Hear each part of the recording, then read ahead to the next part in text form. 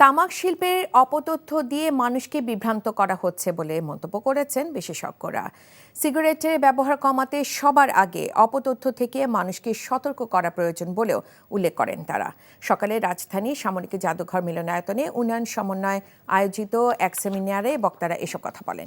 মূল্যস্ফীতির সাথে তাল মিলিয়ে সিগারেটের দাম বাড়েনি জানিয়ে বক্তারা বলেন, দাম বৃদ্ধি করলে সিগারেটের ব্যবহার 13% নামিয়ে আনা সম্ভব। সিগারেট বিক্রি থেকে প্রাপ্ত রাজস্বের পরিমাণ চলতি বছরের চেয়ে 20% বাড়ানোর জন্য রাজস্ব বোর্ডকে প্রস্তাব দেন বিশেষজ্ঞরা। তামাক শিল্পে নিয়োজিত শ্রমিকরা কর্মসংস্থান হারাবে, এসব অপপ্রচার চালিয়ে স্বার্থান্বেষী মহল সুবিধা নিচ্ছে বলেও অভিযোগ করেন তারা। চাকরি পেয়ে গেছি। চাকরি? আপনার কি কোনো কমন সেন্স নেই?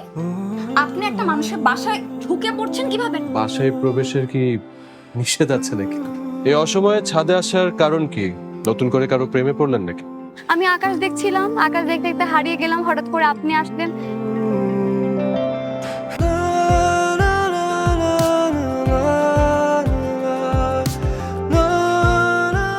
তুমি এখানে কেন? আমার অনুমতি নিয়ে এখানে আসা উচিত ছিল তোমার। মা, এই ছবিটা কার? আমার ম্যাডাম এই ছবিটা দেখে প্রতিদিন কাঁদে কেন মা? এই মেয়েটা কি সব কথা বলছে? মারিয়া, তোমার কি হয়েছে? আজ এত বছর পর কি শাস্তি দিব আপনাকে বলেন তো?